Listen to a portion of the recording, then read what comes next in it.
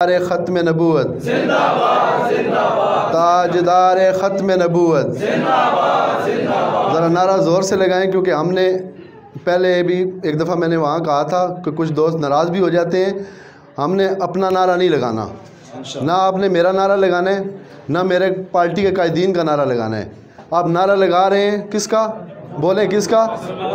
سرکار کا۔ تو سرکار کے نعرے میں کنجوسی نہ کریں، زور سے بولیں تاجدار ختم نبوت،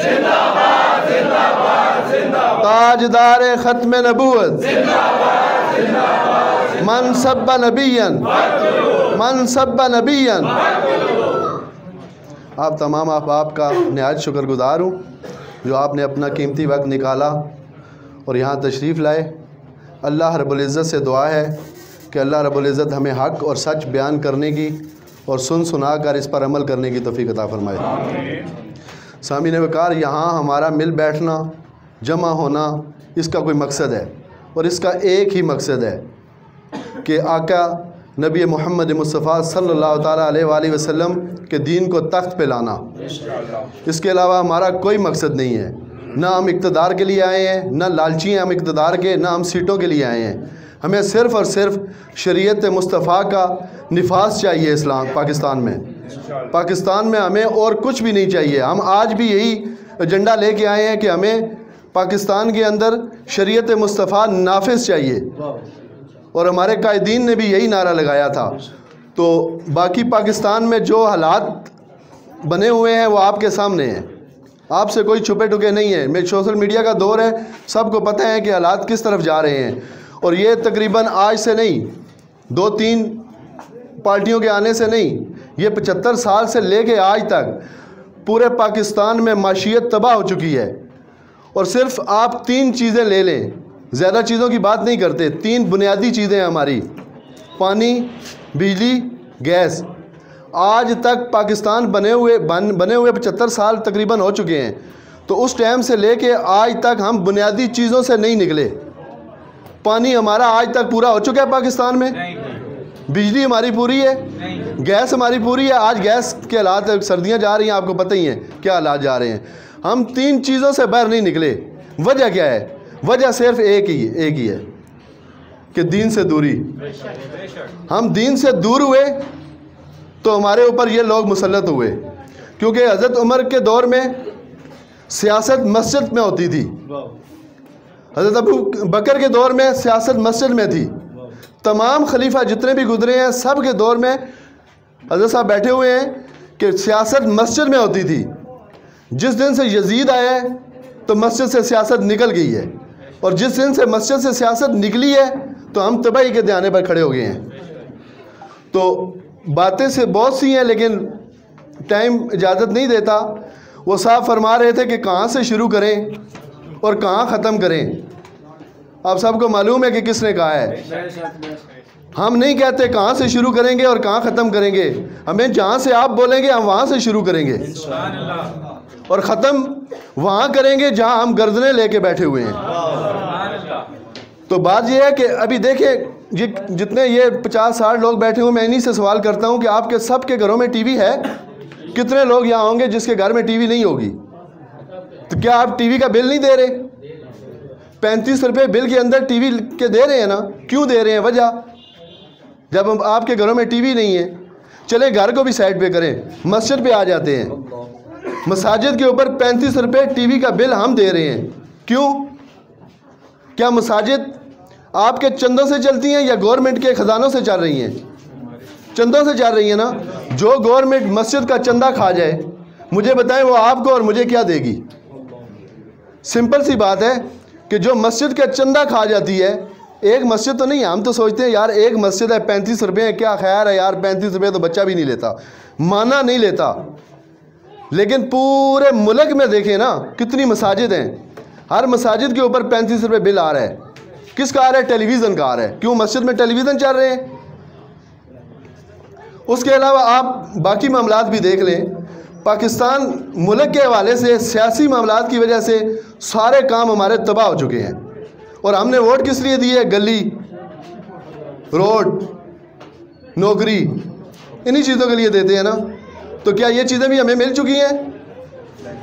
وہ ایک بادشاہ تھا نا، تو اس نے ایک گویے کو بلایا، اس نے کہا کہ آؤ میرے پاس، مجھے ذرا، وہ شوقین تھا گانوں کا، اس نے کہا مجھے گانا سناؤ۔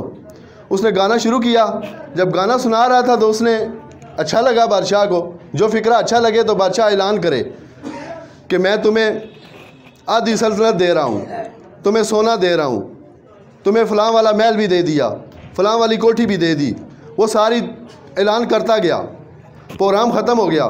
جب پروگرام ختم ہوا تو کھانا شانا کھانے کے بعد وہ گویا چلا گیا، جا کے بادشاہ سلامت کے پاس کہ حضور مجھے اجازت ہے، میں جا سکتا ہوں؟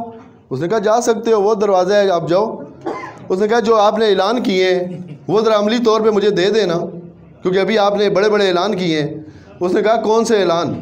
تم نے میرے کانوں کو خوش کیا اور میں نے تمہارے کانوں کو خوش کیا ہے، ٹھیک ہے؟ اس نے ایک دوسرے کے کانوں کو صرف خوش کیا ہے۔ یہاں اسی جگہ جو کینڈیڈیٹ آئیں گے نا مختلف پارٹیوں کے، وہ صرف 75 سال سے ہمارے کانوں کو خوش کر رہے ہیں، ہم نے انہیں خوش کیا ہے، ہم نے انہیں پروٹوکول دیے ہیں۔ خدا کی قسم ہمیں یہ پروٹوکول نہیں چاہیے، ہمارے اوپر ایک پھول بھی نہ پھینکا جائے، ہمیں نہیں چاہیے، ہمیں کوئی پروٹوکول نہیں چاہیے۔ آپ ہمیں بلائیں، نیچے چٹائیاں بچھائیں، ہم آپ کے ساتھ بیٹھیں گے، کیونکہ ہم نے فیض آباد میں یہ عملی طور پہ دکھایا ہے۔ ہم بیٹھے ہیں روڈوں کے اوپر، ہم بیٹھے ہیں، سردیوں گرمیوں میں بیٹھے ہیں، جیلیں ہم نے کاٹی ہیں، اور جیل میں بھی ہم نیچے بیٹھ کے اپنا ٹائم پاس کیا ہے۔ تو ہمیں کوئی پروٹوکول نہیں چاہیے۔ باقی رہی بات میری حلقے کی، میری رہائش یہاں تقریباً سب کو پتہ ہی ہے، نہیں پتہ تو لائن نمبر 15 ظفر پلازے کے پاس ہے، اور انشاءاللہ آپ کو اسی چکری روڈ پہ میں ہاروں یا جیتوں اس سے کوئی مطلب نہیں ہے، ہار جائیں یا جیت جائیں۔ آپ نے اگر ووٹ اسلام کے لیے ڈالا ہے تو آپ جیتے ہوئے ہیں، میں ہاروں یا جیتوں آپ جیت چکے ہیں۔ آپ نے ایک ٹھپا لگا دیا، آپ جیت گئے، کیونکہ آپ نے اسلام کے لیے ووٹ دیا ہے۔ اس کا میں آپ کو ایک چھوٹی سی مثال دے دیتا ہوں۔ حضرت ابراہیم علیہ السلام کو جب آگ میں ڈالا گیا نا، تو ایک وہ چھوٹا سا پرندہ ابابیل، وہ وہاں سے ایک قطرہ اٹھاتا تھا، وہ قطرہ اٹھا کے اوپر سے پانی کا ڈالتا تھا، وہ کہاں سے گراتا تھا، وہ بہت دور تھا، تو وہاں سے وہ قطرہ ویسے ہی بکھر جاتا تھا، نیچے تک پہنچ ہی نہیں سکتا تھا۔ تو ایک چمکیلی تھی، وہ کیا کرتی تھی؟ پھونکے مارتی تھی کہ آگ بڑھ کے اور ہو۔ تو میرے رب نے قرآن پاک میں فرمایا کہ اس چمکیلی کو ایک، وہ پنجابی کہنے نا، ایک سٹ نال ماروس، ایک ہی سٹ نال، دوجی سٹ انہوں مارن دی لوڑ نہ پہوے، ایک سٹ نال مارو تو 10 نفل دا ثواب دے ساں۔ حالانکہ اس سے آگ بڑھتی نہیں تھی، اس کی پھونک کتنی تھی؟ نہیں بڑھتی تھی، اور پرندے کی اس پانی سے آگ بجھتی بھی نہیں تھی۔ لیکن اس سے کسی نے پوچھا نا کہ یار اتنے اوپر سے تم پانی پھینکتے ہو، کیا آگ بجھ جائے گی؟ اس نے کہا بجھے یا نہ بجھے، میرا نام بجھانے والوں میں لکھا جائے گا۔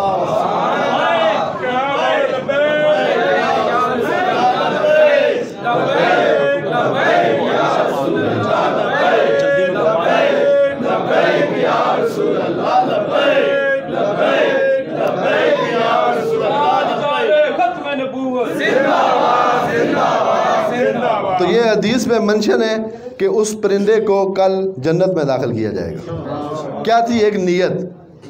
آپ سے ہم وہی کہتے ہیں اپنے ایمان بچائیں، ایک نیت کریں کہ ہم صرف اور صرف ووٹ دیں گے، اسلام کو دیں گے، مجھے نہ دیں۔ میری جگہ کل یہاں کوئی اور کھڑا ہوگا، لیکن بات اسلام کی کرے اور عملی کرے۔ ہمارے بابا جی نے عملی طور پہ دکھایا ہے۔ کشمیر کا مسئلہ آیا، اس میں بھی ہم باہر نکلے ہیں، میدان عمل میں تھے۔ فلسطین کا مسئلہ آیا، اس میں بھی ہم میدان عمل میں تھے۔ ہر بات، ختم نبوت کا معاملہ آیا، دیکھیں نا ابھی انہوں نے کیا کیا ہے، شراب کا بل اسمبلی میں پیش کیا ہے۔ کیا یہ ہم مسلمان ہیں؟ مسلمانوں کا ملک ہے نا، تو اسمبلی میں پیش کیا ہے شراب کا بل۔ ٹرانسجنڈر بل کہاں پیش ہوا ہے؟ اسی اسمبلی میں پیش ہوا ہے۔ آسیہ ملونہ کو، جس نے نبی پاک صلی اللہ علیہ وسلم کی گستاخی کی، اس کو یہاں سے بگایا گیا، ساتھ مل کے کہ جاؤ وہاں جا کے پروٹوکول لو، اور آج وہاں اس کو ہر وہ انعام سٹیجوں کے اوپر کھڑے کر کے دیا جاتا ہے۔ کس کی کمزوری ہے؟ ہم لوگوں کی، کیونکہ ہم لوگوں نے ایسے لوگوں کو اوپر بٹھایا ہے جو ہماری بات بھی نہیں کر سکتے۔ وہاں ہم آپ سے بڑے بڑے وعدے تو نہیں کر سکتے، لیکن آپ سے یہ وعدہ ضرور کریں گے کہ اگر آپ اسلام کو ووٹ دیں، ہمیں اسمبلیوں تک پہنچائیں، خدا کی قسم ہم اس ٹھوکر مار کے اس اسمبلی کا دروازہ کھولیں گے اور ہم اسمبلی کے اندر جا کے تاجدار ختم نبوت کے نعرے لگائیں گے۔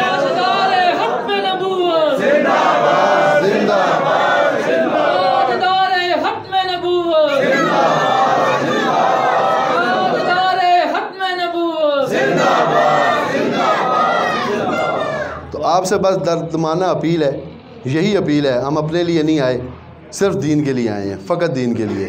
تو آپ دین کو تخت پہ لانے کے لیے، شریعت مصطفیٰ کو نافذ کرنے کے لیے TLP کا ساتھ دیں، اور ہم آپ کا ساتھ ہر اس محاذ پہ جہاں آپ کو ضرورت ہوگی، ہم انشاءاللہ آپ کے ساتھ کھڑے نظر آئیں گے۔